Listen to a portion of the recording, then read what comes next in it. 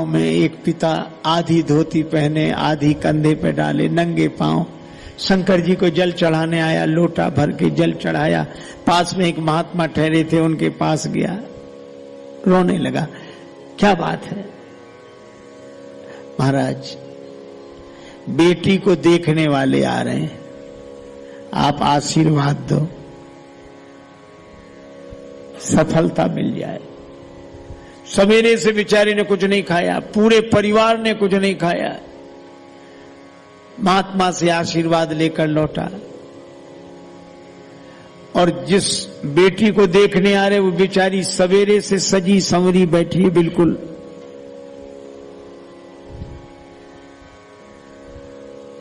मूर्ति कला की मूर्ति की तरह।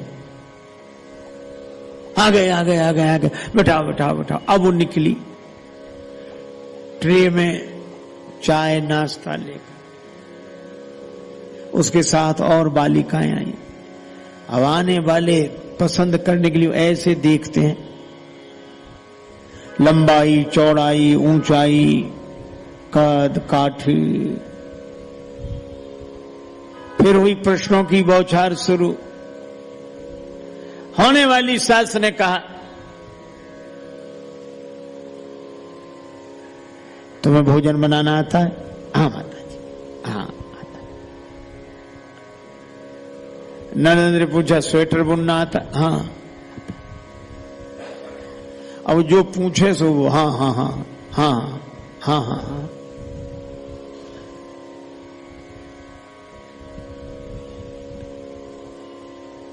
राम राम।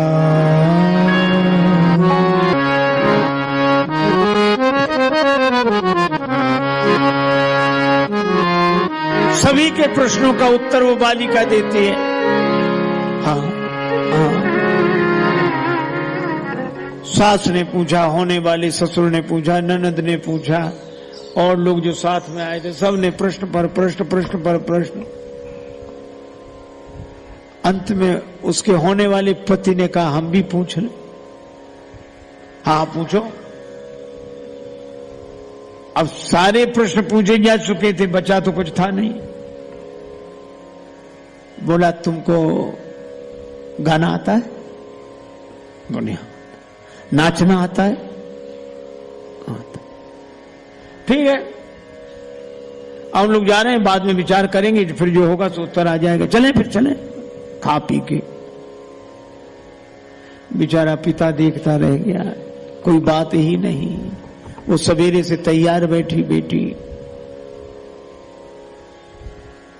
लेकिन वह भी भारतवर्ष की आर्य ललना थी। और उसने अपने होने वाले पति से कहा कि रुको, तुम लोगों ने 27-28 सवाल हमसे पूछे, हमने सबका उत्तर दिया। अब एक सवाल मैं भी पूछना चाहती हूं। किससे? वो उसी से बोली कि तुमसे ही, तुम्हारे साथ मुझे जिंदगी बितानी है। अब वो मुझसे क्या नहीं पूछ रही हूं। तुमने पूछा नाचना आता? हमने कहा आता है। गाना आता? हमने कहा आता है। अब मैं तुमसे पूछती हूं, तुम्हें तबला बजाना आता है? सच बोला, नहीं नहीं नहीं आता, नहीं आता। तो बोली, जब मैं नाचूंगी तो तबला तेरा बाप बजाएगा। तुम क्या कैंसिल करोगे? हमने ही तुम्हें कैंसिल कर दिया, चलो जाओ।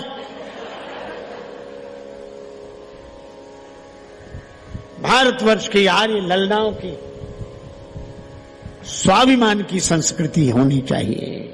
भयंकर सर्दी, रात में अकड़ रहे थे, कांप रहे थे, भूखे थे। अब वर्षा हो गई थी तो कहां जाए, जंगल में अटके थे। तब तक वो बगल वाले मित्र ने अंधेरे में कुछ खाना शुरू किया। तो दांत से वो चबाए तो कट कट की आवाज हो। तो इस मित्र ने कहा कि क्या खा रहे हो?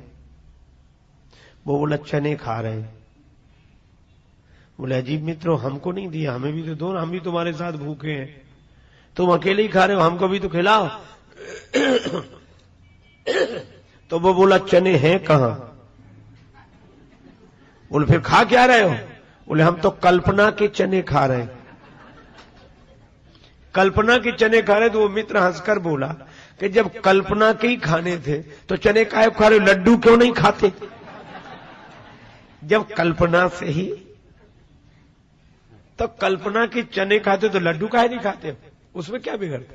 तो यही महात्माओं ने हम लोगों से कहा है कि मन को अगर कल्पना के चने ही खाने हैं, संसार की तरफ ही जाना है, तो भगवान की ही कल्पना के लड्डू खाए तो कल्याण हो जाए। किसी से मेरी मंजिल का पता पाया नहीं जाता, जहां मैं हूं फरिश्तों से वहां जाया नहीं जाता। मोहब्बत के लिए कुछ खास दिल मखसूस होते हैं, ये वो नगमा है जो हर साज पर गाया नहीं जाता। प्रेमी से पूछो। एक महिला गरीबनी थी,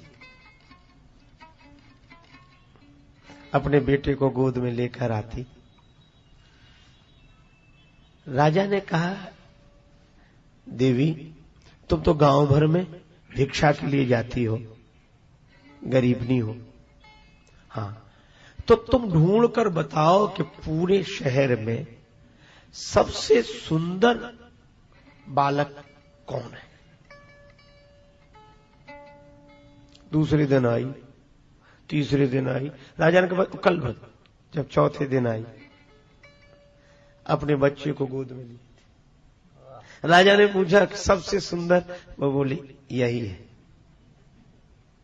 राजा ने कहा ये आंखों में कीचड़ ना और गंदा, और गोद में ली, न शकल न सूरत, और राजा का बेटा तुम्हें अच्छा नहीं लगा? गांव भर में कितने सुंदर हैं, वे तुम्हें नहीं दिखाई पड़े, यही सबसे सुंदर है? राजा बोला ये बात तो हमें समझ में नहीं आई।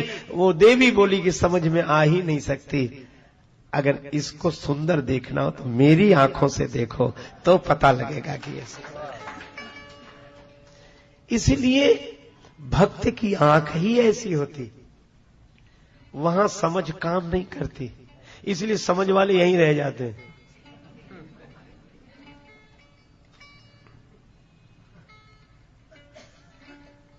एक आदमी गया गांव में, उसके साथ उसका मित्र था। शहर से गया था, बड़ा पढ़ा लिखा आदमी था, इतना तार्किक, हर बात में तर्क करे, माने ही नहीं कोई बात। अगर ऐसा तो नहीं होना चाहिए, ऐसा होता।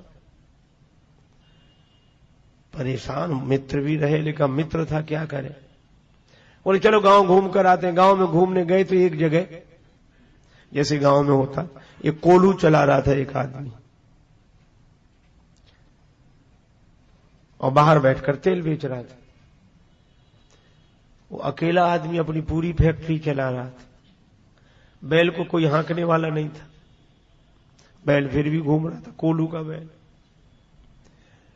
तो उसने कहा क्यों जी, इस बैल को कोई हाँकने वाला नहीं है, ये बैल चलता कैसे है? तेल बेचने वाला बोला हमने इसकी आंखों पे पट्टी बांध रखी है, इसलिए वो समझता है कि हाँकने वाला पीछे ही है और कोई होता है नहीं, घूम रहा। पर वो तो तार्किक था, बोले ये तो कोई समाधान होगा नहीं, ये भी कोई बात थोड़ी है। क्या बोले ऐसा भी तो हो सकता है कि बैल खड़ा हो जाए और तुम बाहर बैठे हो, तो तुम्हें कैसे पता लगता? वो बोला हमने बैल के गले में घंटी बांध रखी, बैल चलते चलते रुक जाता, समझ जाते कि रुक गया, हम जाकर फिर हाँक देते। इतने पर भी वो नहीं माना। क्या बोला? बोले ये भी कोई बात थोड़ी हुई, ऐसा भी तो हो सकता है कि बैल एक ही जगह खड़ा खड़ा गर्दन हिलाता रहे। तो तेल बेचने वाला बोला माफ करें बाबूजी, वो बैल है आपकी तरह तार्किक नहीं है जो एक ही जगह खड़ा खड़ा गर्दन हिलाता रहे। ये कुतर्क करने वाले कहीं नहीं पहुंचते, ये जिंदगी में जहां खड़े वहीं खड़े रहते हैं। भाई इनका एक ही काम है, जहां खड़े थे वहीं खड़े खड़े गर्दन हिलाते हैं।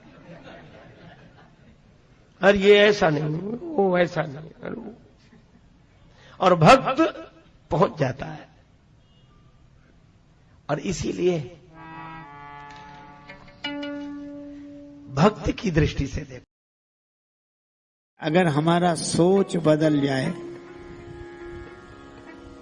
तो दुनिया बदल जाए। सोच बदल जाए। दो व्यक्तियों को आधा आधा गिलास दूध मिला, शीशे के गिलास थे, एक गिलास को ऊपर से देखता, क्या होता है इतने, आधा खाली, क्या होता है, बड़ा तनाव में, क्या होता है इसमें। और दूसरा आदमी आधा गिलास दूध लेकर शीशे के गिलास को ऊपर उठा दो, आधा, अरे बहुत है, बहुत है, अरे बहुत है, बहुत है, अरे क्या बात, कमाल हो गया, बहुत बढ़िया, बहुत बढ़िया। दोनों के पास ही आधा आधा है, पर एक गिलास को नीचे से देख रहा है, एक गिलास को ऊपर से देख रहा है। अगर हम लोगों की दृष्टि बदल सके तो सृष्टि चाहे जैसी बनी रहे हमें आनंद देने वाली ही होगी। एक महात्मा के आश्रम में 2 ब्राह्मण देवता ठहरे। श्राद्ध के दिन ब्राह्मणों के निमंत्रण, ब्राह्मण बड़े आनंद में जावे और शाम के लौटे आवे। महात्मा बड़े प्रसन्न, और पंडित जी, अरे महाराज सब आनंद है, आपकी कृपा से सब ठीक चल रहा है।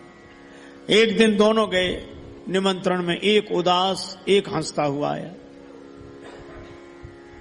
जो उदास था हुआ, महाराज हुआ है, और जो, हाँ महाराज हुआ है। महात्मा जी को लगा अलग अलग जगह गए होंगे ये, सो पूछा क्या अलग अलग जगह गए थे? नहीं नहीं, एक ही जगह। अच्छा, तो उन्होंने स्वागत में अंतर किया होगा, तुम्हें नीचे बिठा दिया, उन्हें ऊपर? नहीं नहीं, एक ही जगह, एक ही तखत। तो खिलाने पिलाने में अंतर किया होगा, इनको हलवा खिलाया हो, तुम्हें कुछ और खिलाया? नहीं नहीं, जो इन्हें खिलाया वो यहाँ। महात्मा बोले अब हम समझ गए, विदाई में अंतर हुआ होगा। बोले नहीं, 5 रुपए इन्हें मिले, 5 हमें। महात्मा बोले जब एक जगह गए, एक जैसा स्वागत, एक जैसा भोजन, एक जैसी दक्षिणा, फिर ये बात समझ में नहीं आ रही कि एक उदास एक प्रसन्न।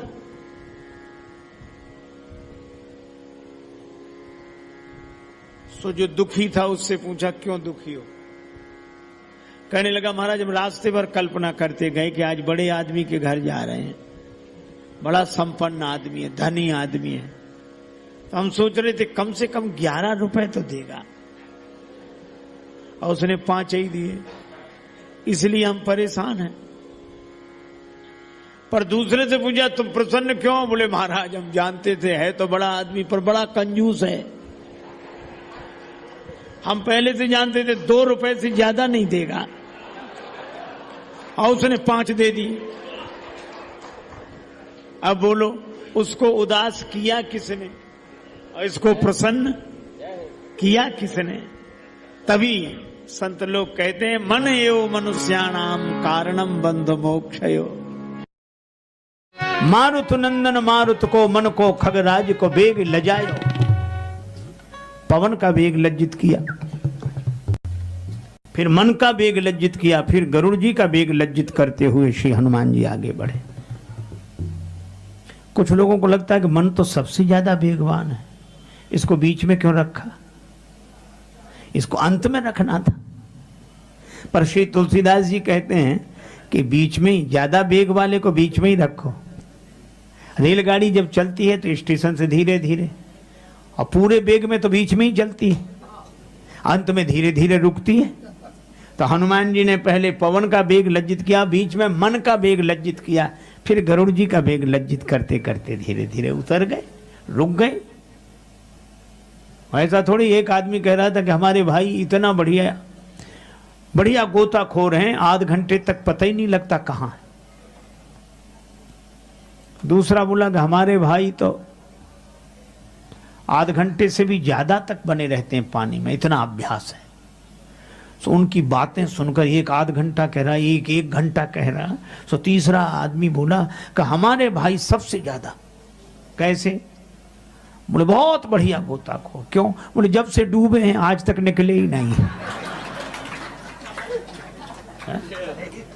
इस देहाभिमान से बचने का उपाय अवसर है अनमोल, काम कुछ ऐसा कर जा, पाकर गुरु से ज्ञान यार, मरने से पहले मर जा, अपने घट में बैठ निरंतर नहीं किसी के घर जा, सीता राम नाम सुमिरन कर भव सागर से तर जा, मर जा। अच्छा देखो, नदी में जब डूबता है जिंदा आदमी डूबता, मुर्दा नहीं डूबता। जिंदा हाथ पांव हिलाए बिना नहीं रहता, मुर्दा ना हाथ हिलाए ना पांव, आराम से पार हो जाता है। मस्त राम मुर्दों से बोले हमको कुछ बतलाओगे? मुर्दों में से एक मुर्दा बोला मर जाओ सुख पाओगे। एक राजा ने एक महात्मा से कहा कि नंबर 1 का सौभाग्य हमें बताओ, नंबर 2 का सबको बताना। महात्मा बोले नंबर 1 का सौभाग्य तो खत्म हो गया, नंबर 2 का ही बचा है, कहो तो बता दें। हाँ बताओ। नंबर 1 का सौभाग्य था कि तुम पैदा ही न हुए होते, और नंबर 2 का सौभाग्य कि जितना जल्दी हो सके मर जाओ। उसे बात समझ में नहीं आई, और महात्माओं की बात सबको समझ में नहीं आती। ये इतने महापुरुष विराजमान हैं, इनको जिंदगी का अनुभव है। अरे मुर्दे का जो सहारा ले ले वो पार हो जाता है। तुलसीदास जी तो मुर्दे का सहारा ही लेके जमुना जी पार कर गए। जिसका अहंकार मर चुका है उसका सहारा ले लो, वो स्वयं पार होगा, आपको भी पार करेगा। दक्षिण भारत के बहुत बड़े विद्वान शास्त्रार्थ के लिए काशी में आए कि मैं शास्त्रार्थ करूंगा। विद्वान घबराए, शंकर जी से प्रार्थना की कि आप ही काशी की लज्जा रखो। शंकर जी ने प्रेरणा दी कि इनसे कबीरदास से शास्त्रार्थ करा दो।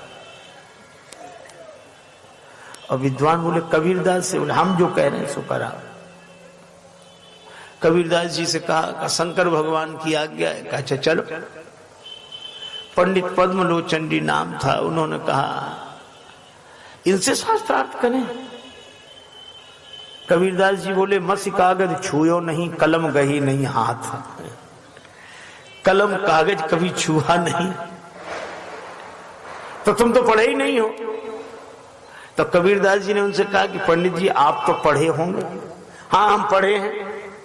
तो हमें एक उत्तर दे दें, पढ़कर समझे हो कि समझकर पढ़े हो? पढ़कर समझे हो कि समझकर पढ़े हो? अब वो हैरान। अगर वो ये कहे कि पढ़कर समझे हैं तो फिर किताब समझी होगी, किताब समझी होगी, उसको नहीं समझा होगा। और अगर समझकर पढ़े हो, अगर वो कहे समझकर, तो जब समझ ही लिया था तो पढ़ने की जरूरत क्या थी? शास्त्रार्थ इसी पर हो गया। उसने कहा ठीक कहते हो, सच्ची पढ़ाई तो उनकी है जो भगवान के भजन में लगे हुए हैं। 90 वर्ष से ऊपर अवस्था, वयोवृद्ध, अत्यंत वयोवृद्ध, एक ब्राह्मण देवता डुंकृज करण का अभ्यास कर रहे थे। व्याकरण में एक करण होता, डुंकृज करण। आद्य शंकराचार्य जी ने उनको देखा, कहा क्या कर रहे हो? कहा व्याकरण के सूत्र का अभ्यास कर रहे हैं, पढ़ाई कर रहे हैं। शंकराचार्य जी ने कहा प्राप्ते सन्निहते मरणे नहीं नहीं रक्षति डुंकृज करणे। भज गोविंदम गोविंदम भज मूढ़ मते। सबका सार यही है, भगवान का भजन, भगवान का स्मरण।